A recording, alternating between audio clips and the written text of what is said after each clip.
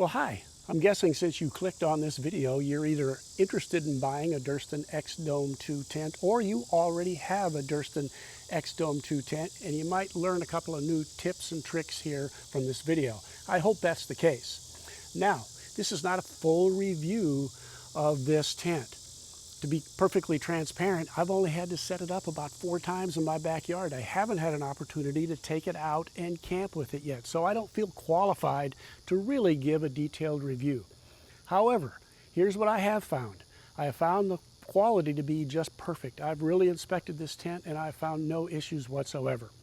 It's easy to set up and it's very, very lightweight for a 2-person tent. It's extraordinary. Again, this is not a review. I do have some tips and tricks that I've learned from other tents, mainly my trekking pole tent, that I can apply to this tent right here. And I think they're helpful. So if you'd like to see what those tips are, stick around and I'll show them to you. Now, I've set this tent up about, I think this is the 4th time since I've got it. And what I found is best is to go ahead and connect the center of the tent to that center rod there. This crossbar here, one thing that is really annoying is that you put the crossbar on the little clip and then you have to get around to the other side and clip that side. Well, by the time you get over there to clip that, when you move this crossbar, it comes disconnected from the tent. So you have to go back around and figure out how to do that. The tent's too wide to be reaching across to get it. So here's what I did.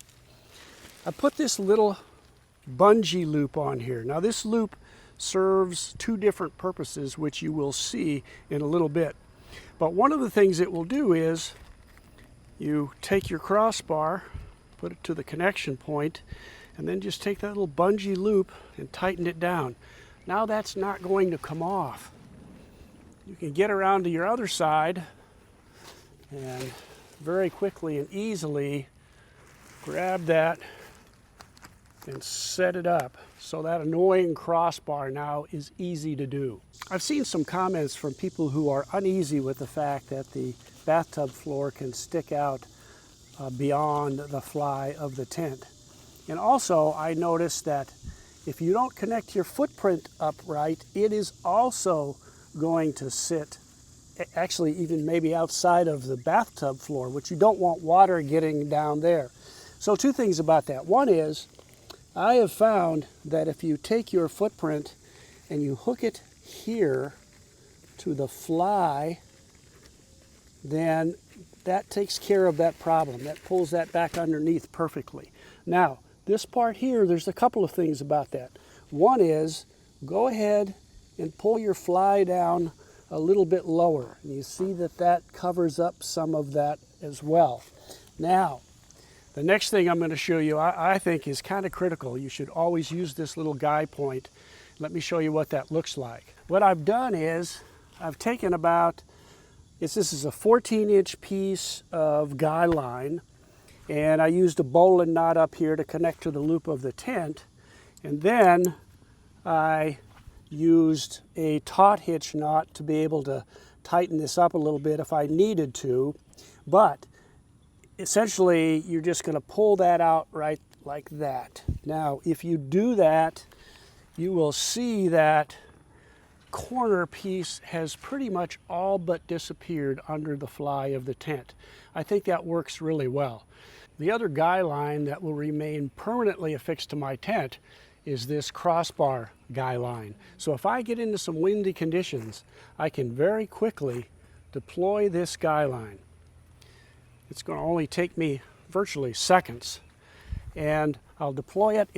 This is about 7 feet, this line is, and then I can just pull it down like that. Now, why do I want 7 feet? If you have a shorter guy line, for example, say you had a 5-foot guy line and you want to put it right here. See how that can pull that tent pole down? I want my angle to be less severe, so I can be out further from the tent. It makes the opening better. I can pull that in and it doesn't pull down on this because the angle of the guy line almost matches the angle of this. Now, one thing to be aware of is I've got one of these on each side of the tent because if you're going to deploy it on one side, you should deploy it on the opposing side as well to keep the tent balanced. Now, I told you that that loop serves another purpose besides setting up the tent. So what you can do is, when you're done using this guy line, you simply coil it up. I fold it in half, stick it into that loop, cinch it down. Now it's nice and neatly stored away. So if you choose not to use it, you just leave it right here. Now the Durston tent comes with 4 shorter pegs and 1 longer peg or stake.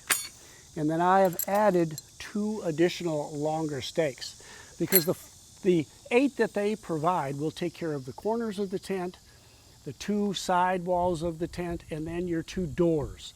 But I need the 2 extra in case I want to deploy this ridgeline piece right here. Now, in addition to that, I have another pouch here. The pouch has 6 mini carabiners on it. In that pouch are 6 more stakes and 6 more guy lines. So if I want to guy out the ends of my tent above the sidewalls and guy out my 4 corner posts because I think there's a thunderstorm coming, then I've got everything I need with these 6 guy lines and these 6 pegs. Now, these guy lines weigh virtually nothing. I mean, they are so light. This is Am steel, which is sometimes called Zing It or Lash It. I'll put the link below as to where I got these, but they have like 500-pound break strength, and these are only 1.75 millimeters. So I use these a lot for tarp setups and so forth. It's a little more expensive than regular guy line, but in my view, well worth it because it's so light. Now, all of this, including the pouch that I'm carrying as extra, is 3.8 ounces. Well, if you have a storm rolling through and you want to batten down the hatches real quick, 3.8 ounces is nothing to have as a little emergency stakeout kit. So if you do find you want to connect this up to your tent, there's this 3-way connector here that your poles go through. You just drop a little bowline loop through there, is what I've got, and then feed your line through there.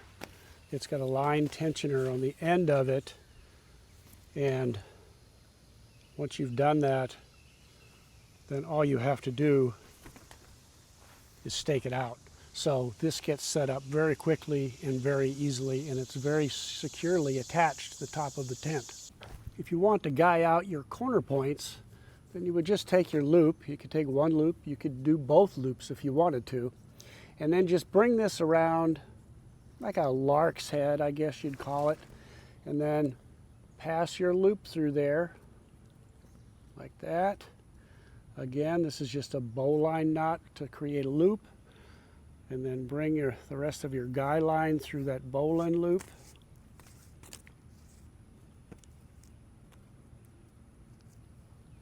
And then just snug that back down, and there you go. Now you've guyed out your corners. Well, I hope you found at least 1 or 2 of these tips and tricks helpful to you.